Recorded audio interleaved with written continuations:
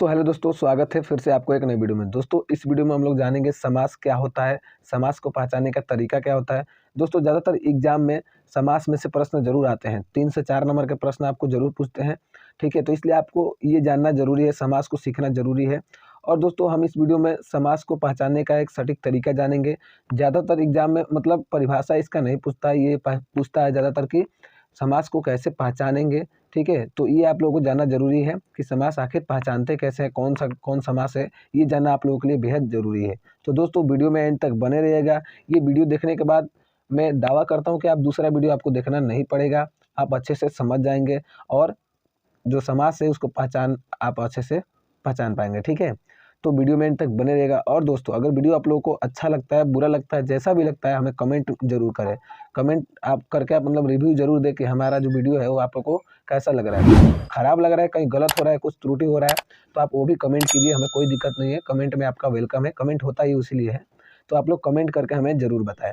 तो चलिए हम वीडियो को शुरू कर लेते हैं। तो दोस्तों सबसे पहले हम जानते हैं कि आखिर समास क्या होता है। कि दो या दो से अधिक सार्थक शब्दों के मेल से जो शब्द बनता है उसे हम क्या कहते हैं, समास कहते हैं। अगर इसका सटीक तरीका बात करें तो मतलब संक्षिप्तीकरण। जैसे अगर मैं कहूँ रोग से मुक्त, अगर इसको संक्षिप्त में करना होगा तो हम क्या कहेंगे, रोग मुक्त। यानी इसमें क्या हो गया, इसको हम रोग से मुक्त को और छोटा कर दिया, यानी जितना हम छोटा कर सकते हैं इसको, यही हमारा समास होता है। ठीक है, जैसे दोस्तों यहाँ पर क्या था, रोग से मुक्त था, हमने क्या कर दिया यहाँ पर रोग मुक्त कर दिया, यानी से का जो है लोप कर दिया, यानी इसको और क्या कर दिया, और छोटा कर दिया, कंप्रेस कर दिया। ठीक है, और संक्षिप्त कर दिया। तो अगर सटीक तरीके से बात करें तो संक्षिप्तीकरण ही समास कहलाता है, शब्दों का संक्षिप्तीकरण ही क्या कहलाता है, समास कहलाता है। अब दोस्तों एक ध्यान दीजिएगा, एग्जाम में कई बार ऐसा भी पूछ देता है कि दो या दो से अधिक सार्थक शब्दों के मेल से जो शब्द बनता है उसे समास कहते हैं। लेकिन अगर यहीं पर दे दे दो या दो से अधिक वर्णों के मेल से, अगर यहाँ पर वर्ण दे दे दोस्तों तो उसे हम संधि कहते हैं। ये आप लोगों को ध्यान रखना है, इसलिए यहाँ पर रेड लाइन किया हूँ। ठीक है, अगर सार्थक शब्दों के मेल से बने उसे समास कहते हैं, लेकिन अगर यहाँ पर दे दे वर्णों दे दे तो उसे संधि कहते हैं। अब दोस्तों इसका प्रकार को जान लेते हैं। ठीक है, कि इसके कितने प्रकार होते हैं। तो दोस्तों समास जो होता है 6 प्रकार का होता है। कोई भी पूछे बता दीजिएगा फटाक से कि समास जो होता है 6 प्रकार का होता है, और 6 प्रकार को हम लोग जानेंगे कि कैसे हम लोग उसको पहचानेंगे। ठीक है, बारी बारी से हम जानेंगे, तो आप लोग ध्यान से देखिए। तो दोस्तों सबसे पहला जो होता है वो अव्ययी भाव होता है, अव्ययी भाव। ठीक है, तो दोस्तों इसको पहचानने का सबसे पहले एग्जाम्पल देखते हैं। एग्जाम्पल में क्या है दोस्तों, ध्यान से देखिएगा। प्रतिदिन क्या है, यहाँ पर प्रतिदिन, यहाँ पर क्या है यथाशक्ति, यहाँ पर रातों रात, यहाँ पर क्या है आजीवन। तो दोस्तों इसको पहचानने का एक तरीका होता है, इसमें पहले उपसर्ग लगा होगा।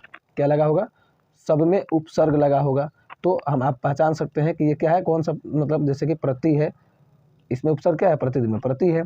यथाशक्ति में उपसर्ग क्या है, यथा है। ठीक है, अब देखिए एक और तरीका आता है रातों रात, यानी एक ही शब्द को रिपीट कर रहा है, एक ही शब्द को क्या कर रहा है, रिपीट कर रहा है। रातों रात, दिनों दिन, फटाफट, ऐसे आ जाएगा। या फिर आजीवन। ठीक है, इसमें भी आ उपसर्ग लगा हुआ है।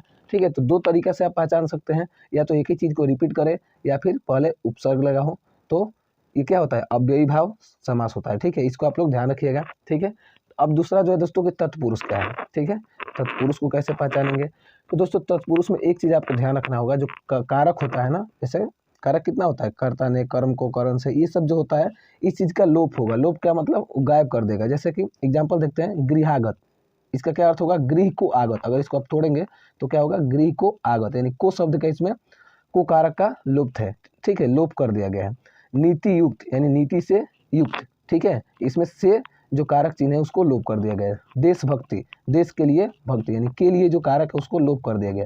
इन तत्पुरुष में क्या, कैसे हम पहचानेंगे दोस्तों, तत्पुरुष में अगर कारक चिन्ह का लोप कर देगा तो हम कहेंगे कि तत्पुरुष समास है। समझ गए। तीसरा बात करते हैं कर्मधारय।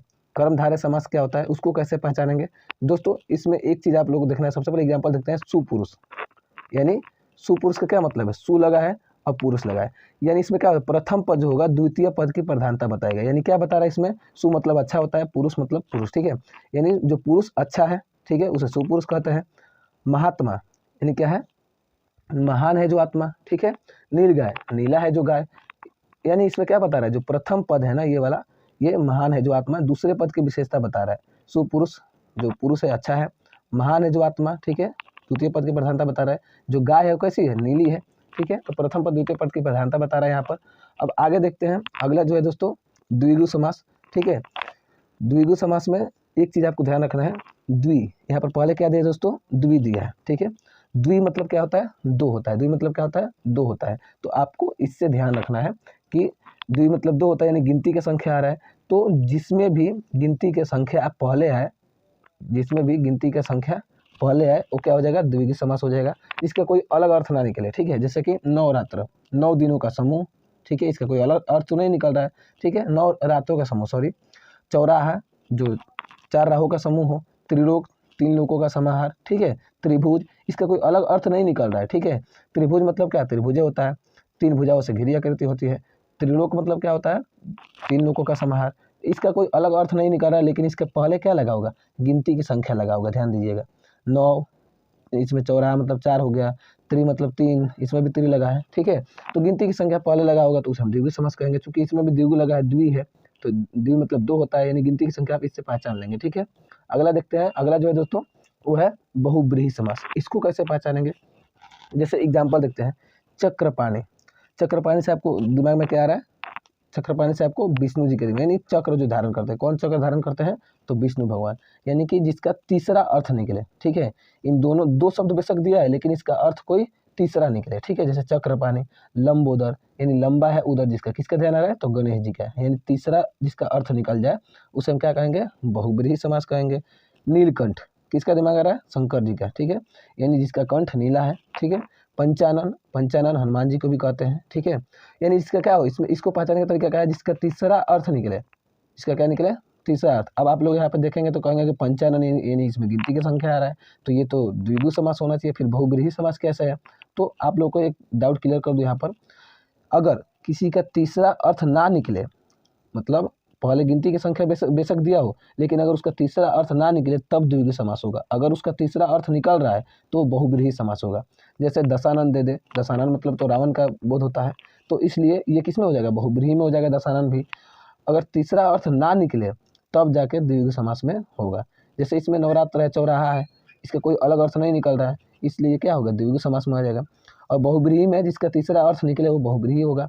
और द्वंद्व समास को देखते हैं। द्वंद्व समास में क्या होता है दोस्तों, जिसमें दोनों पद की प्रधानता होती है। जैसे रात दिन, दोनों पद की प्रधानता है। भाई बहन, पाप पुण्य, इनमें दोनों पद जो है प्रधान है, ठीक है।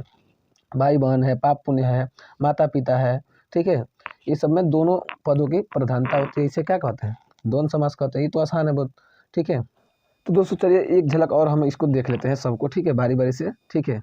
जैसे अव्ययी भाव है, अव्ययी भाव में मैंने क्या बताया था, या तो उपसर्ग देगा, मतलब पहले उपसर्ग लगा होगा, यथाशक्ति, प्रति, ठीक है, आ, या फिर एक ही चीज़ को रिपीट करता होगा, रातों रात, दिनों दिन, ठीक है, या फिर जो फटाफट है, ठीक है।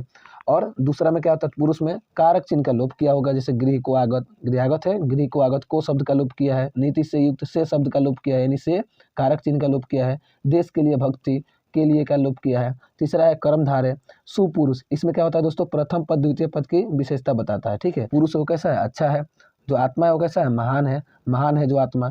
नील गाय, यानी कि नीला है जो गाय, गाय की विशेषता बता रहा है कि गाय कैसी है, नीली है, ठीक है। तो प्रथम पद द्वितीय पद की विशेषता बताएगी। द्विगु में क्या हो जाएगा दोस्तों, द्वि यानी 2, यानी गिनती की संख्या, तो आप लोग ऐसे पहचान लेंगे, 9, चौराहा, त्रिलोक, त्रिभुज, इसका कोई तीसरा अर्थ नहीं निकलेगा। लेकिन बहुब्रीहि में क्या होगा, इसका तीसरा अर्थ निकलेगा। बेशक 2 शब्द दिया है, चक्रपाणि, दिमाग में क्या आ रहा है, यानी जिसको देखने के बाद दिमाग में कोई तीसरा शब्द आए वो बहुब्रीहि होगा। जैसे चक्रपाणि, ठीक है, तो विष्णु भगवान का बोध हो रहा है। लंबोदर, लंबा है उधर जिसका, यानी गणेश जी के दिमाग में आ रहा है, ठीक है।